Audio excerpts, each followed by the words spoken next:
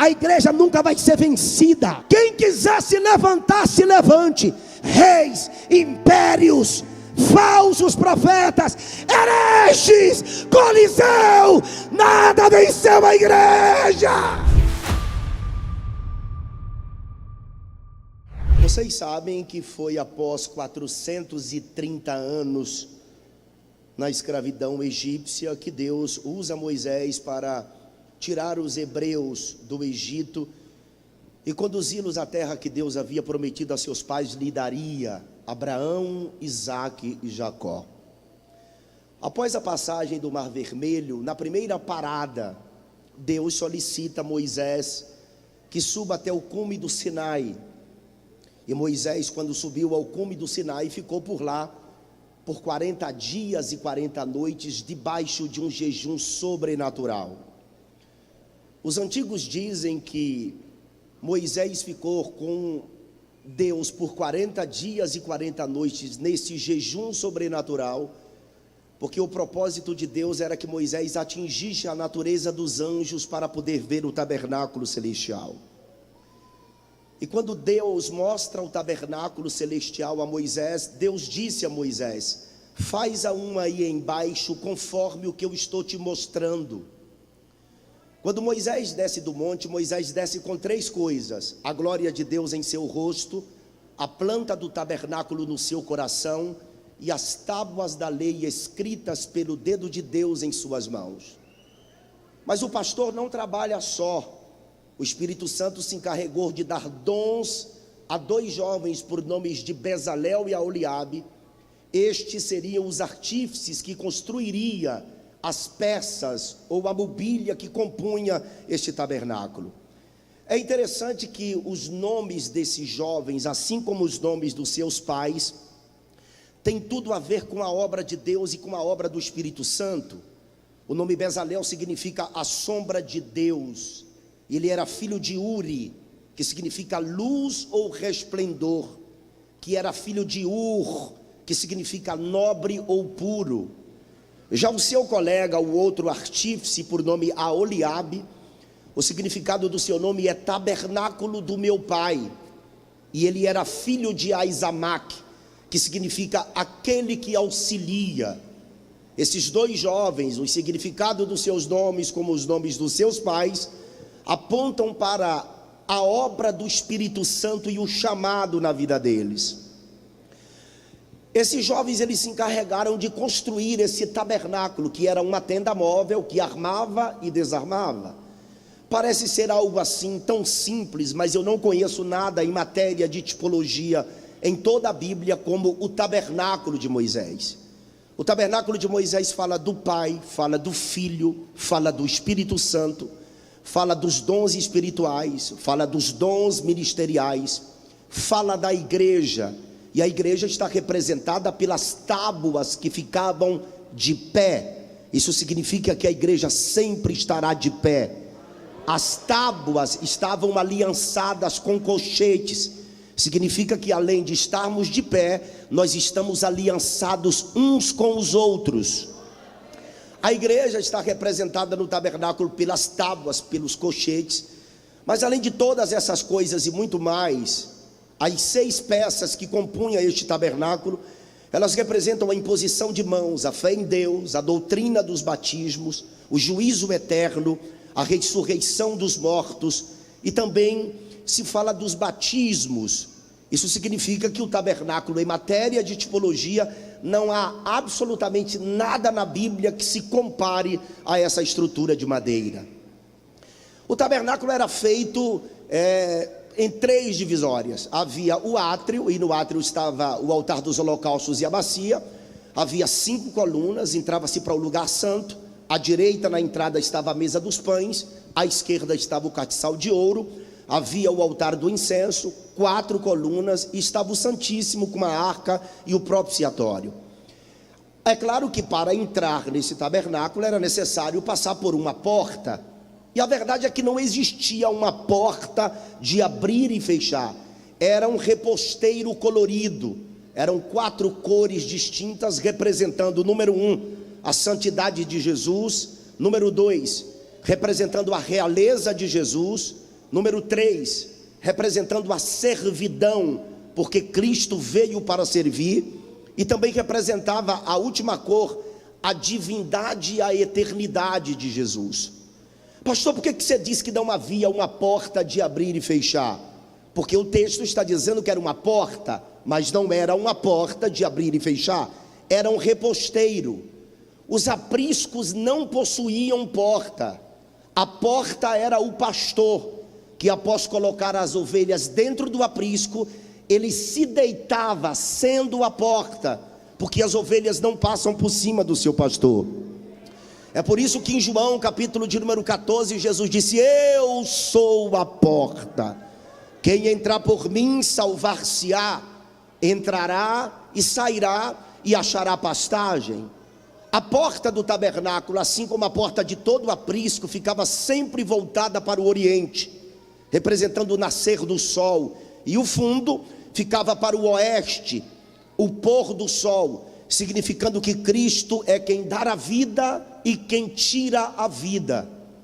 Mas quando se passava por esta porta, que era o reposteiro, se dava de cara com o altar dos holocaustos, ou altar de bronze, como você queira. Era exatamente neste altar que se queimava o holocausto durante toda a noite. O altar dos holocaustos era a maior peça das 6 mobílias. Ele ficava no alto, com cerca de 1,5 metro de altura, significando que todos podem se aproximar de Cristo, porque o altar dos holocaustos representa a cruz. Eu vou falar somente para a gente se situar aqui na mensagem. O altar dos holocaustos é a cruz, a bacia é o batismo nas águas.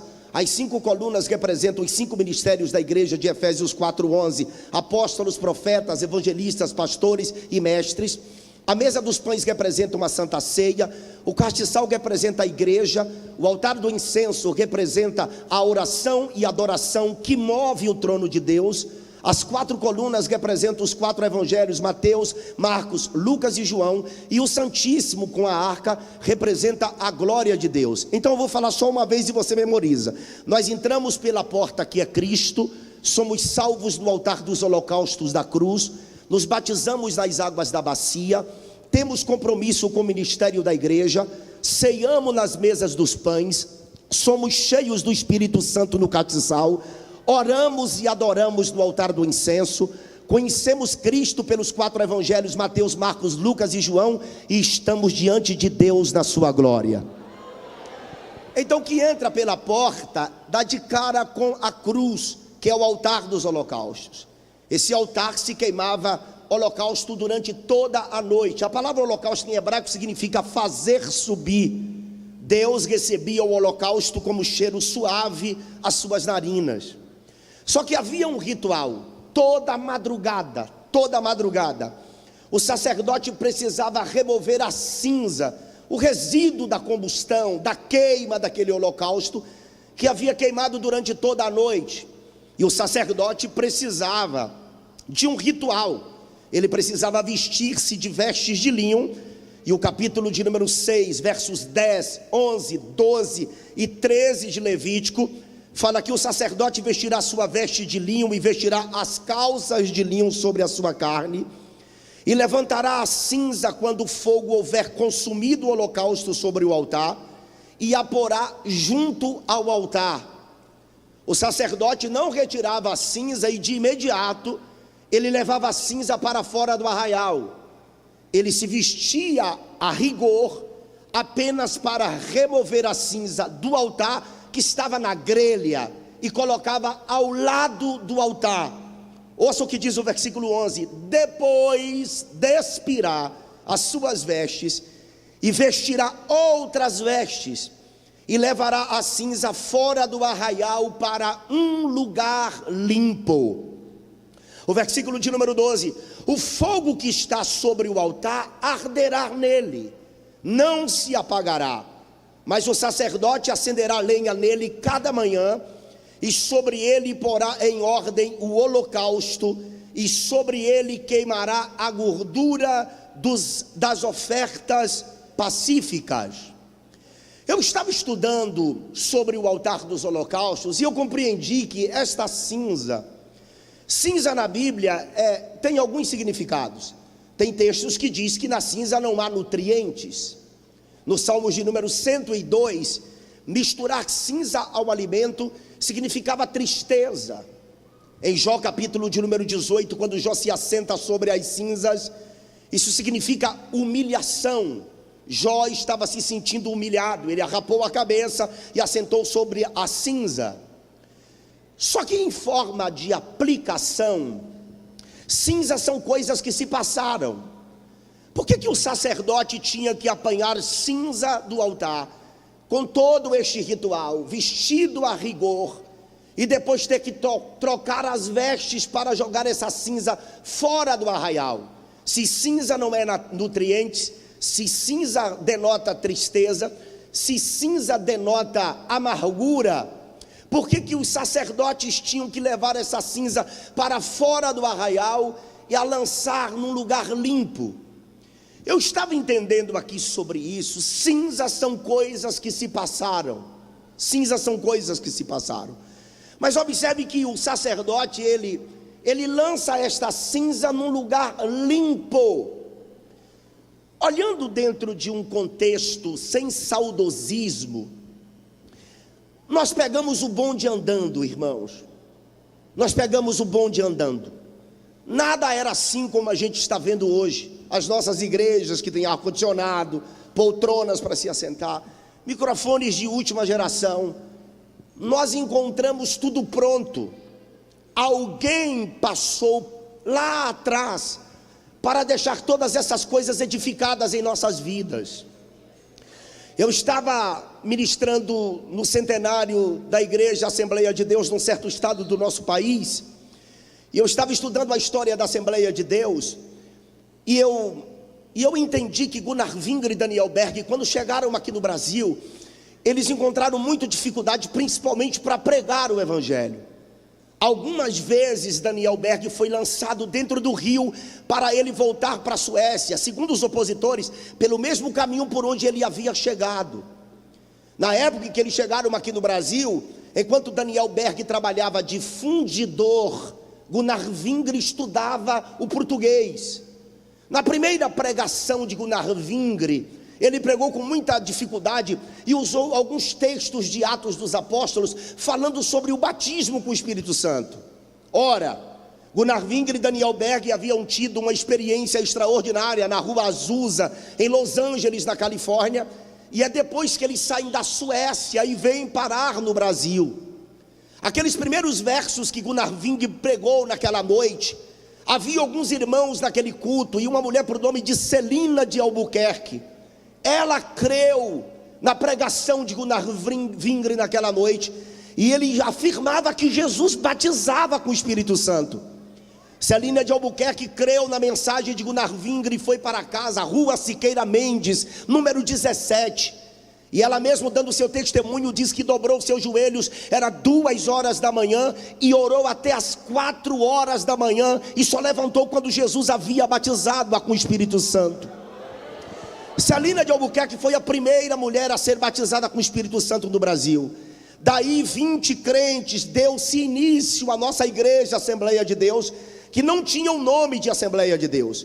Pregar não era fácil, havia muitos opositores, os pastores apanhavam de padres. E lembre-se, nos hospitais eles não recebiam aqueles que se autodeclaravam cristãos, e quando acometidos de malária, eles não eram atendidos no hospital e precisavam orar com fé para que Jesus os curasse, e assim fazia Jesus naquele povo. Eu fui no Pará recentemente, numa cidade chamada Manacapuru. O delegado da cidade forçou os crentes a capinar o cemitério daquela cidade. Não fique pensando que os crentes capinaram o cemitério murmurando. Enquanto eles capinavam o cemitério, eles cantavam hinos de louvores a Deus, impactando as pessoas que estavam presentes. Eu me lembro da biografia de Eurico Bestas, quando ele foi pregar lá na cidade de Recife, cidade que eu estava a semana passada, lá na Adebras. O filho dele faleceu. Ele não pôde sepultar o filho dele no cemitério porque era católico. Ele teve que sepultar o filho dele num período de madrugada sob escolta policial, porque o padre não quis que ele sepultasse o seu filho. As coisas não eram como nós estamos vivendo hoje. Antigamente, para um missionário tomar posse de uma igreja, tomava posse debaixo de um pé de árvore, sob a luz do lampião. Era ele, a esposa, os filhos. Eles tinham que orar ali, trabalhar ali, ganhar as almas ali, batizar as almas ali, ensinar as almas daquele lugar. Nós pegamos o bonde andando. Esses homens são cinzas que foram levados para um lugar limpo. Eles foram levados para um lugar limpo. Eles foram levados para um lugar limpo. Esses homens marcaram a história. Não tinha os recursos que nós temos hoje, não tinha a tecnologia que temos hoje, mas apesar de não ter tanto tempo na igreja, apenas 29 anos, eu tenho saudade da igreja de 20, 30 anos atrás. Nós orávamos mais, nós buscávamos mais, nós nos santificávamos mais, nós nos doávamos mais para a obra de Deus.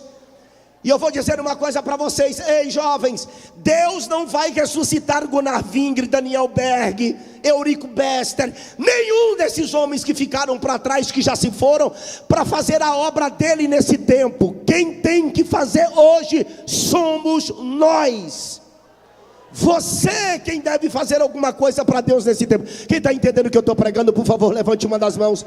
Você pode pegar na mão de alguém, por favor, diga: o chamado é seu, execute. Você precisa fazer alguma coisa para o Senhor, faça alguma coisa para Deus. O evangelho, meus irmãos, é como uma corrida de bastão. Como assim uma corrida de bastão? São 4 corredores. Aquele que corre primeiro tem que ir numa marcha. Aí quando ele passa o bastão para o segundo tem que correr mais do que o primeiro. Aí passa para o terceiro tem que correr mais que o segundo e mais que o primeiro. E quando passa para o quarto tem que correr mais que o terceiro, mais que o segundo, mais que o primeiro. Essa geração nossa está correndo não. Nós não estamos correndo. Os nossos pais correram muito, se deixaram gastar pelo evangelho, mas nós estamos fazendo muito pouco. Nós estamos fazendo quase nada para Deus. E esse congresso é para marcar um divisor de água na sua vida, antes e depois. Porque eu espero que todos que ministrem aqui falem do chamado do jovem, da vocação do jovem e da responsabilidade de cada jovem com a obra de Deus. Faça alguma coisa para Deus hoje, porque aqueles que se foram não poderão ressuscitar para fazer o nosso lugar. A responsabilidade é nossa. O sacerdote ia, jogava a cinza fora do arraial, num lugar limpo, mas a Bíblia diz no versículo de número 13, que o sacerdote precisava pegar lenha e colocar sobre o altar. E o verso 13 do capítulo 6 de Levítico diz assim: e o fogo arderá continuamente sobre o altar, não se apagará. O fogo não pode apagar, e quem tem que manter esse fogo aceso somos nós. Eu preciso manter esse fogo aceso. Essa lenha agora sou eu, é você. Você precisa manter esse fogo aceso. Não deixe esse fogo se apagar. O sacerdote, quando entrava no tabernáculo, passava pela porta, parava-se com uma cruz no altar dos holocaustos. Pastor, como que era a cruz, o altar dos holocaustos? Ele era feito com peças ocas. Era vazia no meio, preenchido com terra. Falando da humanidade de Cristo. Cristo esvaziou-se. Ele passou pela quenoses. Filipenses capítulo de número 2, a partir do versículo de número 5, o apóstolo Paulo diz: de sorte que haja em vós o mesmo sentimento que houve também em Cristo Jesus, que sendo em forma de Deus, não teve por usurpação ser igual a Deus, mas esvaziou-se. É uma das coisas que precisamos muito hoje em dia, é esvaziar. Nós estamos muito cheios de eu. Nós estamos muito altivos. Eu não vim doutrinar a igreja, porque a igreja tem pastor. Nós estamos muito prepotentes. Nós nos achamos. No evangelho hoje, as coisas se tornaram assim, sabe? Como se fosse um mundo dentro da igreja. Estrelas pregadores, estrelas cantores, são exigências absurdas. É verdade isso, exigências absurdas. Escuta isso aqui, ó. A igreja não tem estrela. A Bíblia tem a igreja como se fosse a lua.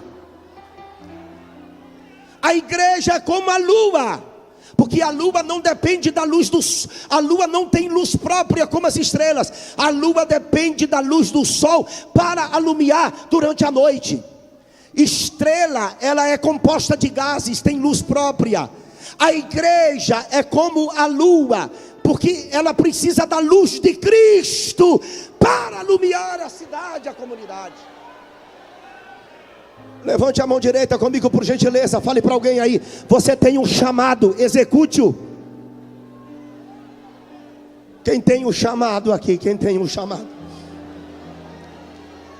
De sorte que haja em vós o mesmo sentimento que também houve em Cristo Jesus, que sendo em forma de Deus, não teve por usurpação ser igual a Deus, mas esvaziou-se, tomando a forma de servo, fazendo-se semelhante aos homens, e achado na forma de homem, humilhou-se a si mesmo, sendo obediente até a morte, e morte de cruz. Por isso também Deus o exaltou soberanamente, e lhe deu um nome que é sobre todo o nome. Aqui Paulo está falando da kenosis, o esvaziar de Cristo da sua glória, para tabernacular entre nós, e morrer no patíbulo da cruz, que é representado aqui na tipologia do tabernáculo como o altar dos holocaustos. Mas quem passa pela porta, que é Cristo, e é salvo na cruz do altar dos holocaustos, dá de cara com a bacia, que é o batismo nas águas. A bacia que representa o batismo nas águas. Pastor, e é necessário se batizar? Hoje em dia tem muitos lugares em que pessoas participam até da ceia sem se batizar, mas é necessário que todos se batizem nas águas, tá? 1 de Paulo aos Coríntios, capítulo de número 10, o apóstolo Paulo fala sobre isso. 10 de 1 Coríntios, versos 1, 2 e 3, olha o que Paulo diz: ora, irmãos, não quero que ignoreis que nossos pais estiveram todos debaixo da nuvem, e todos passaram pelo mar, e todos foram batizados em Moisés, na nuvem e no mar, e todos comeram de um mesmo manjar espiritual, e beberam todos de uma mesma bebida espiritual, porque bebiam da pedra espiritual que os seguia, e a pedra era Cristo. Paulo está dizendo que todos se batizaram, inclusive até Abrão, porque em Gênesis capítulo de número 14, Abrão é chamado de hebreu. A palavra hebreu significa aquele que passou pelas águas. Todos do Antigo Testamento, assim como o Novo, participaram desse ritual, quer na nuvem, quer em Moisés, quer no mar. Todos se batizaram, e Paulo diz que ainda eles participaram desse elemento, que é uma tipologia da ceia, e todos comeram de um mesmo manjar espiritual, e bebiam de uma pedra que o seguia. Amados, imagine quase 3 milhões de pessoas andando pelo deserto, e cada lugar que eles passavam, ou cada período que eles caminhavam, eles sentiam sede. Imagine crianças chorando, velhos, anciãos, todos necessitados de água, sedentos, não tem rio, não tem fontes de água, e sabe, de repente aparece uma pedra no meio de quase 3 milhões de pessoas, que dá água para todos beber. Eles seguem caminho, um tempo mais na frente, não tem rio, não tem fontes de água, não tem cisterna, o povo está com sede, crianças chorando, e aquela pedra que eles viram quilômetros atrás, que saciou a sede deles, a pedra vinha seguindo eles e aparecia novamente no lugar, e a pedra era Cristo. Que experiência extraordinária! Por que essa bacia, pastor, após a passagem do altar dos holocaustos, se dava de cara com ela? Essa cinza, os sacerdotes lavavam as mãos e os pés. Os pés significando que temos que andar direito na presença de Deus. E as mãos lavadas representam que devemos estar prontos para o serviço. Só que quando o sacerdote estava lavando as mãos, olha para a minha mão direita, esquerda, ele olhava para o fundo da bacia, porque no fundo da bacia tinha um espelho, feito com os espelhos das mulheres que doaram, quando foram construir essa mobília chamada pia de bronze. O sacerdote ficava um tempão olhando para a face dele, que era refletida no espelho no fundo da bacia. O que significa isso aqui, pastor? Isso aqui significa que a gente tem que olhar por nós mesmos. Às vezes nós queremos mudar a vida de A e de B, enquanto nós temos que olhar para a nossa face, para o nosso reflexo. Lembra de Jesus? Olhai por vós mesmo. Lembra da carta de Paulo a Timóteo? Timóteo, tem cuidado de ti mesmo. A gente está precisando olhar para nós. Pregue no espelho, olhe para você, pregue para você, veja o que você está precisando de mudança. Confronte-se no espelho.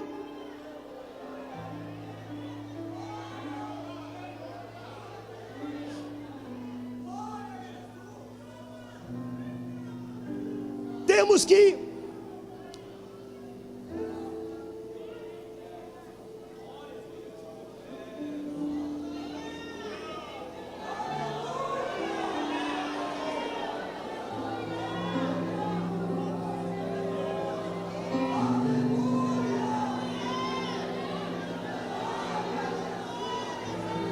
a gente quer mudar A, a gente quer mudar B.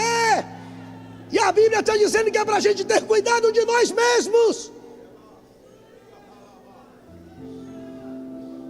E é por isso que muitas vezes tem pessoas nas nossas igrejas que não ficam muito tempo conosco, porque nós insistimos em querer mudar as pessoas, em vez de mudarmos a nós mesmos.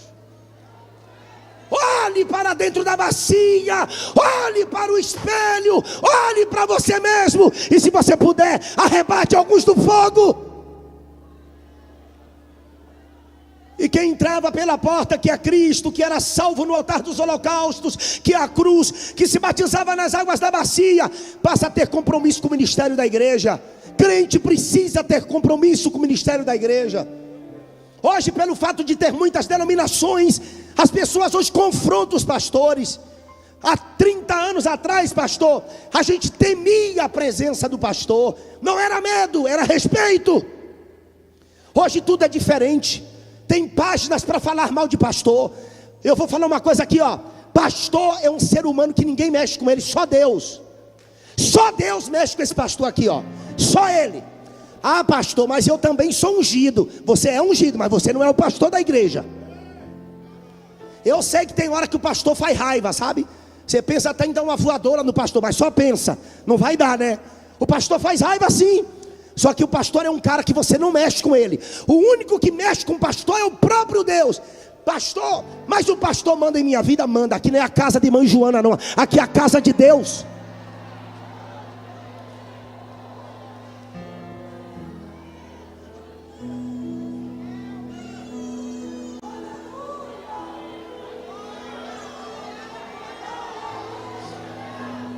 Quando alguém está doente na tua casa, tu não chama outra pessoa senão o pastor. Quando você conquista um bem, você chama quem? O pastor. Se você está com um problema, você vai a quem? Ao pastor. É a mais nobre e a mais difícil das tarefas terrenas, é ser um pastor. E eu vou repetir aqui, ó. Pastor é um ser humano que é só Deus. Lembra das 7 cartas apocalípticas? Éfeso, Esmirna, Pérgamo, Tiatira, Sardes, Filadélfia, Laodiceia. Jesus escreve ao anjo da igreja, que não é um anjo espiritual, é um anjo físico, é o pastor. Deus cuida do pastor. É Ele quem cuida do pastor. Esse negócio de crente rebela-se contra pastor, porque tem muita gente na igreja hoje que por qualquer coisinha são os intocáveis da igreja. brigam com o pastor. E esses dias eu abro uma caixinha no meu Instagram, é a caixinha mais atribulada de pergunta que existe, é a minha. Depois você vai ler Nilson Lima Oficial. Uma pessoa perguntando assim: pastor, ontem no culto de doutrina o pastor pegou e desceu a vara em mim.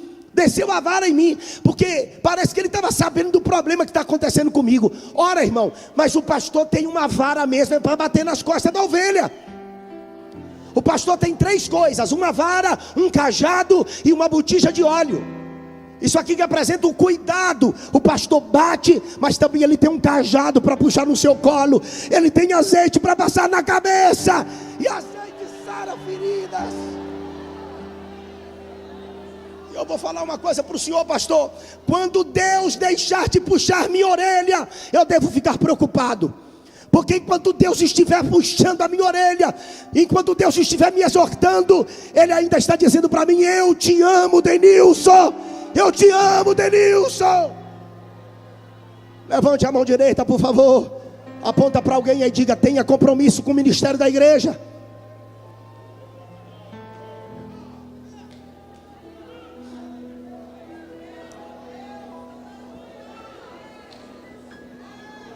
Quem entra pela porta que é Cristo, que é salvo no altar dos holocaustos, que é a cruz, que é salvo nas águas da bacia, que tem compromisso com o ministério da igreja, ele vai para a mesa dos pães cear.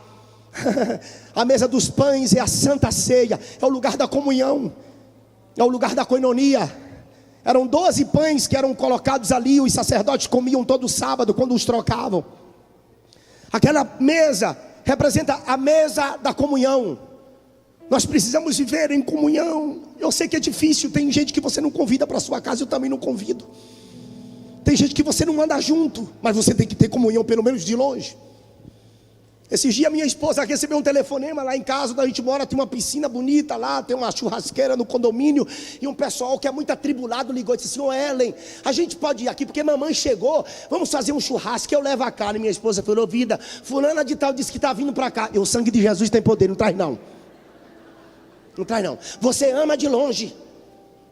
Tem gente que você precisa amar de longe, mas é preciso que você mantenha a comunhão, porque essa mesa é lugar da comunhão.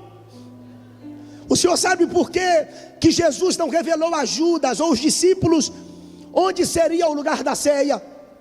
Porque Jesus não gostaria que Judas destruísse a comunhão na mesa. A comunhão da mesa é tudo para Cristo. Jesus só revelou a respeito da ceia alguns minutos antes, algumas horas antes. Ele chamou 2 dos seus discípulos, Marcos capítulo 14, e disse para os 2 discípulos: vão à cidade, e quando vocês chegarem na cidade, um homem com um cântaro de água na mão vos encontrará, vos achará e vos mostrará o local onde será servida a ceia. Olha que lindo, irmãos. Se Jesus tivesse revelado a Judas antes, Judas iria levar a guarda sacerdotal exatamente enquanto Jesus estivesse à mesa com eles. E para Jesus não queria que Judas destruísse aquela comunhão. Ele queria viver, inclusive dar uma oportunidade para Judas, tá? Para aqueles que amam a teologia reformada e acham que Deus predestinou Judas ao inferno, eu vou refutar isso da sua mente. Na mesa, quando Jesus pega o pão, molha no vinho e dá na boca de Judas, isso aqui é cultura, tá? Assim como aqui em Capixaba tem muqueca, assim como na Bahia tem acarajé, assim como no Pará tem açaí, assim como no Goiás, terra da minha esposa, tem piqui, aquela fruta horrível, e assim como em Minas Gerais tem pão de queijo.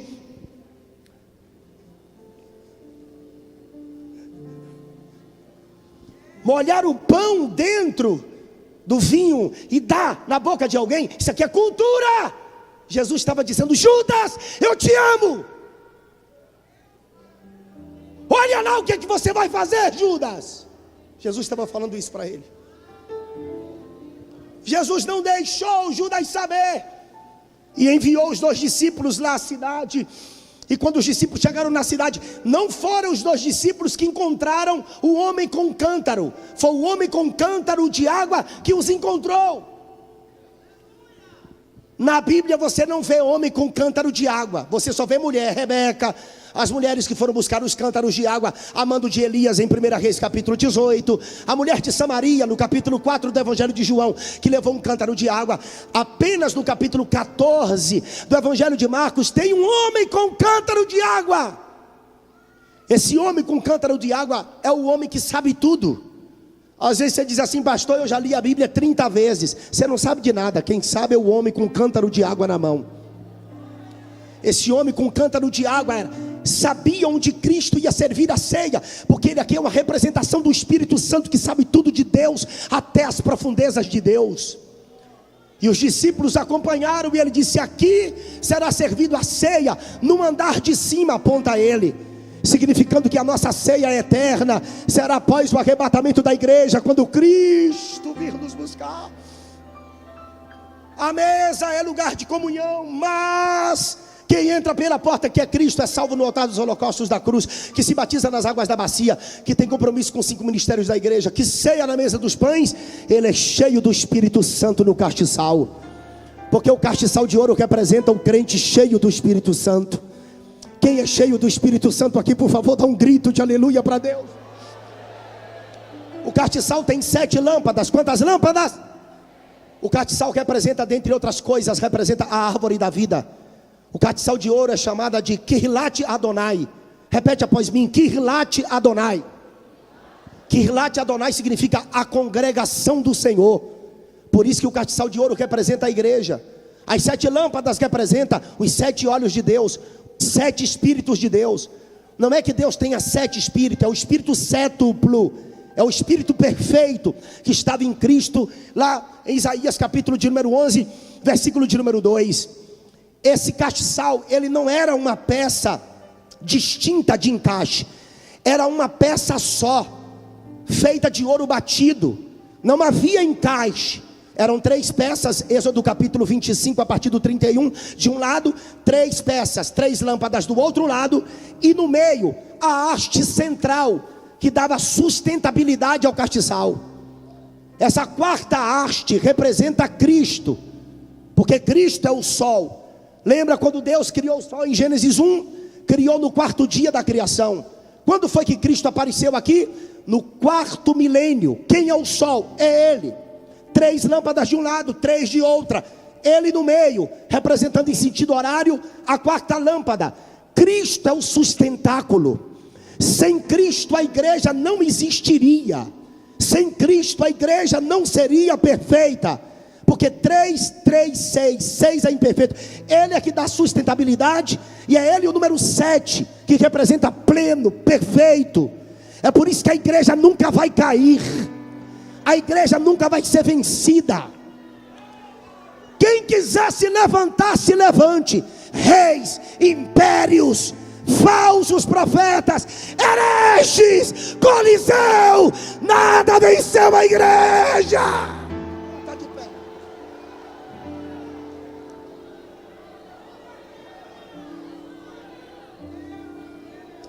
Está escrito em Êxodo capítulo de número 25, pastor, quando as lâmpadas se acendiam, as 3 lâmpadas da esquerda e as 3 lâmpadas da direita, pode olhar no texto, diz que elas alumiavam defronte do castiçal, ou seja, as 3 lâmpadas da direita e as 3 da esquerda, elas convergiam para a lâmpada do meio, e viravam uma tocha só, se transformava numa tocha que era projetada para frente. E detalhe, o castiçal de ouro nunca se apagava. Quem foi que acendeu o castiçal de ouro? Quem acendeu foi o próprio Deus, que quando o tabernáculo estava pronto, Deus desceu no Santíssimo, e saiu fogo do Santíssimo, passou pelo altar do incenso, acendeu o castiçal de ouro, e acendeu também o altar dos holocaustos. É Deus quem acende o fogo, nós mantemos o fogo aceso.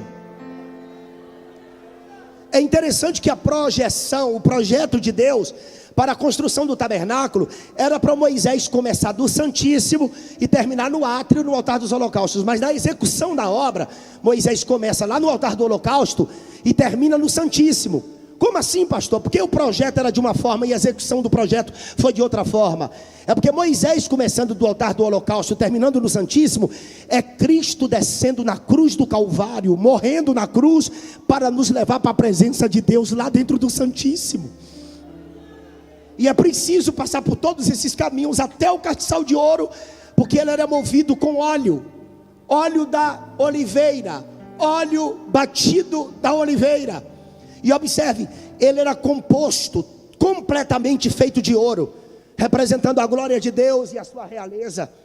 Todas as manhãs o sacerdote ia lá para trocar o azeite das lâmpadas. E sabe, quando o sacerdote chegava para trocar a lâmpada pela manhã bem cedo, normalmente as 3 lâmpadas da direita e as 3 da esquerda estavam apagadas, mas a luz do meio, que representa Cristo, nunca se apagava, sempre estava aceso. E o sacerdote pegava e limpava os pavis, aleluia, porque às vezes ficava cheio de borrões por causa da queima, e eles limpavam aquele pavio e colocava fogo outra vez, porque o fogo não podia jamais, de forma, maneira, hipótese alguma, se apagar. Se faltasse azeite nas lâmpadas, o sacerdote, ele repunha o óleo nas lâmpadas. Porque quem colocou o óleo pela primeira vez no castiçal foi o sumo sacerdote, mas quem repunha o óleo eram os sacerdotes. O sumo sacerdote nos batizou com o Espírito Santo, nos deu o Espírito Santo, e nós, sacerdote, repomos o óleo todas as vezes que a gente sentir necessidade. Não vos embriagueis com vinho e que há contenda, mas enchei-vos. E o termo grego aqui é encher-se repetidamente. Está fraco, levanta, fortalece. Caiu, levanta. Está desesperado, esperança. Está vazio, se enche. É um processo contínuo na presença de Deus. Quantos crentes cheios do Espírito Santo tem aqui? Levanta a mão, por favor. Dá um grito de glória para Jesus. Não dá um grito de aleluia para o Cordeiro. Então eu entro pela porta que é Cristo, sou salvo no altar dos holocaustos da cruz. Somos batizados nas águas da bacia, temos compromisso com o ministério da igreja, ceiamos na mesa dos pães, somos cheios do Espírito Santo no castiçal. E agora nós vamos para o altar do incenso, é o lugar onde a gente adora e a gente ora. E eu termino aqui.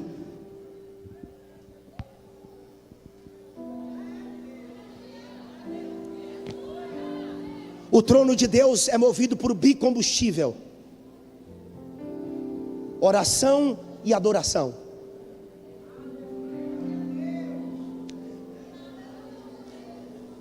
A oração une a fraqueza humana à onipotência de Deus. A oração une o altar ao trono. A forma de se falar com Deus ainda é a mesma, analógica. Joelhos no chão. Pastor, eu não tenho como orar de joelhos. Ora sentado. Pastor, não aguento orar sentado. Ora em pé. Pastor, não aguento orar em pé. Deita e ora. Pastor, não dou conta de orar em pé, nem deitado, nem sentado, nem de joelho. Então morre, você tem que morrer.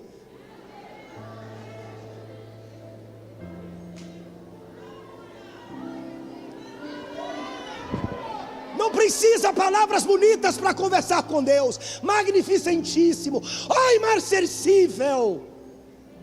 Porque tem gente que quer orar impressionando a Deus. Orar é apenas conversar com Ele. Eu conheci Deus no meio de um povo que Deus falava. 29 anos atrás, me lembro, era representante da Gillette do Brasil, trabalhava o dia inteiro. A minha congregação ficava numa favela chamada Inferninho, lá em Salvador. Ao lado tinha a discoteca de Chiquinho, era o Ralabus, que a gente dançava lá o dia todo, noite toda, final de semana. Curtia a reggae de Bob Marley. Oh, everything is gonna be alright. Todo dia eu estava lá dançando, e lá eu aceitei Jesus como meu Salvador naquele lugar. Era 5 metros de largura por 12 de comprimento. E eu trabalhava o dia inteiro. Eu me lembro que naquela época, quando eu aceitei Jesus, eu estava com uma camisa da Janis Joplin. Eu era fãzaço do Guns N' Roses, Pink Floyd, C.D.C., Aerosmith. Não é desse tempo não. Me lembro das músicas que eu cantava. Welcome to the Jungle. Eu me lembro que no Heaven's Door, Sweet Child Mine. I used to love, but I have to kill her. Olha que música, olha que letra. I used to love, but I have to kill her. Eu costumava amar, mas eu tive que matá-la. Olha a música. Então eu curtia, porque eu era muito doido, tatuado, argola na orelha. E eu conhecia Jesus no meio de um povo que Deus falava. E eu saía à tarde do escritório, eu ia caminhando para a igreja, porque ficava assim em torno de uns 3 quilômetros. E eu me lembro, pastor, que assim chegando cerca de 200, 300 metros da igreja, a gente estava ouvindo o barulho da igreja, os irmãos orando, as irmãs cheias de filhos, não tinha a salinha das crianças, e elas agarradas com seus filhos, forçando-os também a orar. Eu chegava na igreja, eu tinha que entrar de ponta de pé, para não pisar nas pernas das irmãs, dos irmãos, e a igreja repleta às 7 horas da noite, para buscar a Deus. Todo mundo tinha uma experiência sobrenatural com Deus. Quem não era batizado com o Espírito Santo, queria ser e buscava até Jesus batizar. Oh, saudade! Deus movia. Todo domingo à tarde a gente estava comissionados a evangelizar. Era uma caixinha de som chamada Vate-Som, e uma guitarrinha Giannini, que nem Jesus afinava aquela guitarra, porque era subtonada. A gente fazia aquele culto ali no meio da favela, e as pessoas se juntavam e se rendiam a Jesus, e Jesus batizava pessoas na rua com o Espírito Santo. Chiquinho ficou endemoniado com a minha conversão. Sabe o que ele fazia? Ele começava a ligar o som aos sábados e aos domingos, na hora do culto, som altíssimos de Alpha Blondy, de Bob Marley, desses caras, sabe? Gregory Isaac, olha o nome que me veio à memória agora, que era reggae que a gente curtia. E sabe o que a igreja fez, pastor? Nós começamos a orar e jejuar, orar e jejuar. Aí Chiquinho disse assim, ó: eu vou vender a discoteca para vocês. Nós compramos a discoteca. Hoje a igreja lá é sede de setor. Pegue na mão de alguém, por favor, pegue na mão de alguém. Diga: você precisa voltar a orar.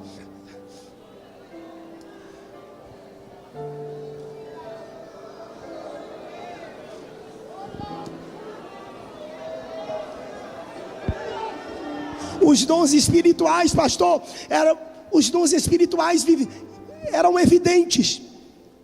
Interpretação de línguas, curas. Hoje estão esculhambando com o evangelho, pastor. Estão inventando línguas estranhas, irmã Elian. Plix, plox, plux. Que diabo é plix, plox, plux, pastor? Joma é um Exu. Joma é um Exu que tem na Bahia, nas matas. Diga o quê? Estão esculhambando com o evangelho, com o pentecostalismo.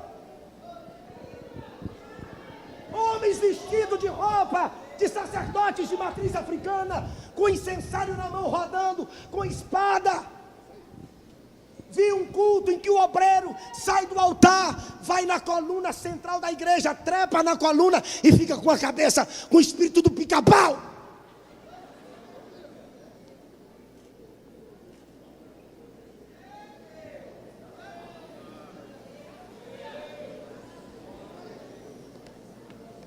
E está virando moda, até nos stand-up, as pessoas estão zombando das línguas estranhas. Fale, morrer, shema, cantema. Aorema, lachanda, candama. Mahasumi, idore, shema. Mabi, ore, shake. Mahi, orisi, ore, shake. Não! Chegou na hora de edificarmos um altar para Deus. Fale as línguas que o Espírito Santo plantou no seu espírito.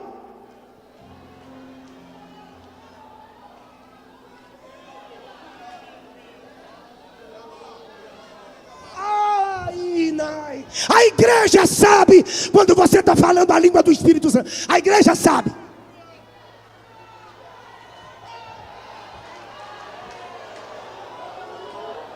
Levanta a mão. Amarrarashimekan. Oh, não. Sério. Lame. Ai. Arebaxanda cantarama. Levanta a mão, levanta a mão, levanta a mão, levanta a mão, levanta a mão, levanta a mão, levanta a mão, levanta a mão. Bate na mão de alguém aí, bate com força para ficar vermelho. Pergunta assim: você é pentecostal? Pergunta aí: você é pentecostal? Você é pentecostal? Então me dá um sinal aí, vai.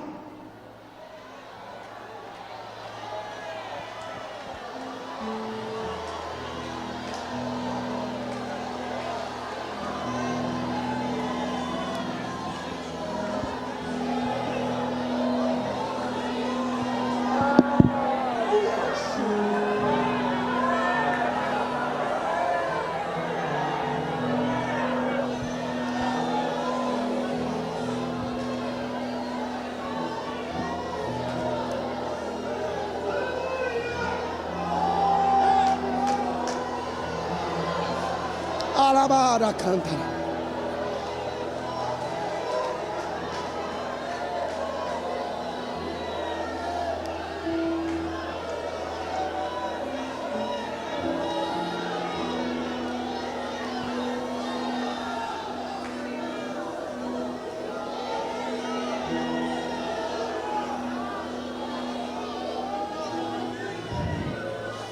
Uma geração sem experiências com Deus. Pastor, eu termino aqui.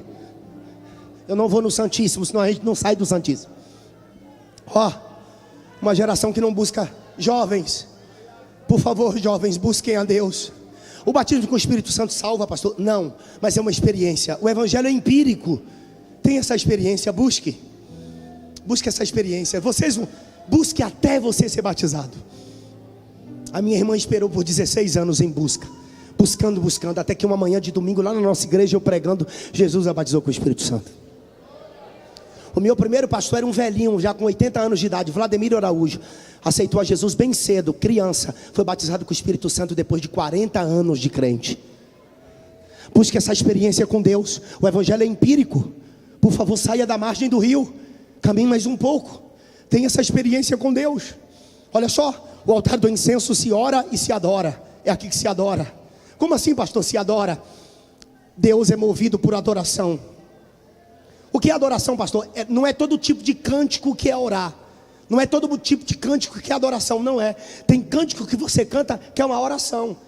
Tem cânticos que você canta, como o cântico da irmã Eliane, esse último aqui. Isso aqui é uma declamação. 300 com buzina, 300 com... Isso aqui, é salmos. Mas a maioria das músicas que a gente canta hoje são mais músicas antropocêntricas. É o homem, você vai ganhar, vai vencer, vai passar o mar. Se não passar o mar, você abre, o mar vai se abrir. Se o mar não se abrir, tu passa nadando. Se não se nadar, tu bebe a água do mar, mas tu vai chegar do outro lado de qualquer jeito. É mais para o homem. O louvor tem que ser para Deus, ou o louvor tem que ser adoração. Mesmo sendo fraco, mesmo sem merecer, Deus me ama. É uma oração que você está fazendo. Sem o seu amor, sem o seu perdão, o que seria de mim? Deus me amou tanto, que entregou seu filho para morrer em meu lugar. Isso aqui é uma oração que você está fazendo. Deus me ama, e o seu amor é tão grande, incondicional. Deus me... E Ele está sempre de braços abertos para mim. Quem é vítima do grande amor de Deus aqui, levanta a mão.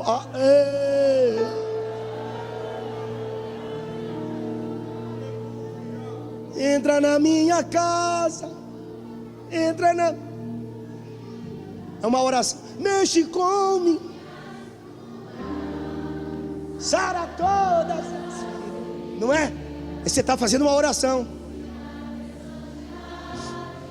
E quero amar só... Isso é uma oração, ou não é?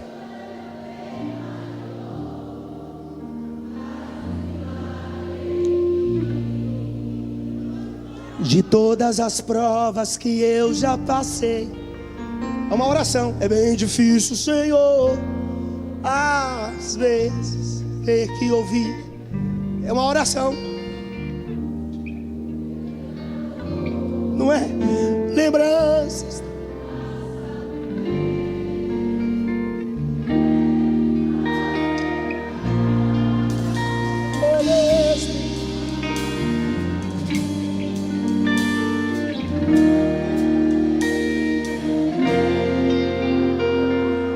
Isso é uma oração. Adoração não tem ninguém, é só Ele. Só Ele. Você só fala para Ele.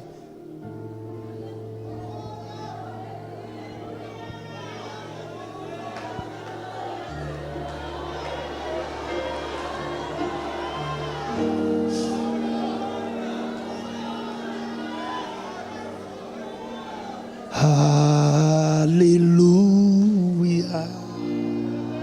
Ó, só Ele.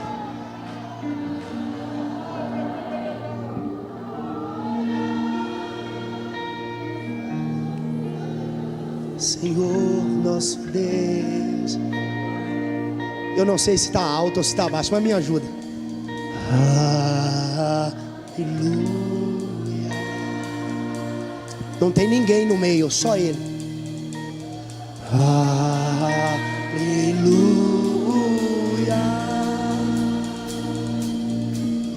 Poderoso Senhor.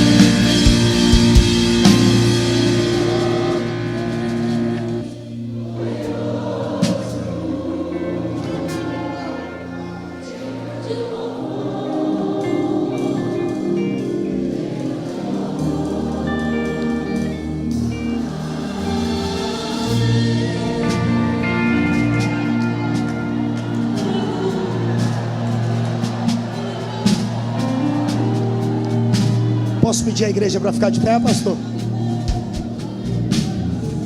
Olha para mim. Olha para minha mão direita. Ó, sabe o que acontece quando você está adorando aqui? Pergunte o quê? Deus fica te procurando. Sabia disso? Quem disse foi Jesus. Que Deus procura. Mas é claro que Deus não perde. Deus perde alguma coisa? E por que Ele está procurando?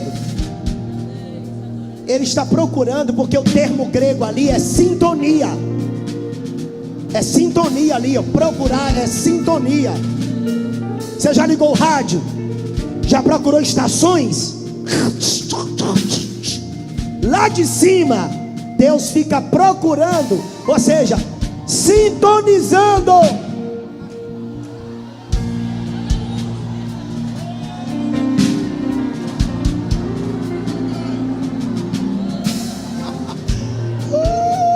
Levante a mão para dar um grito de glória.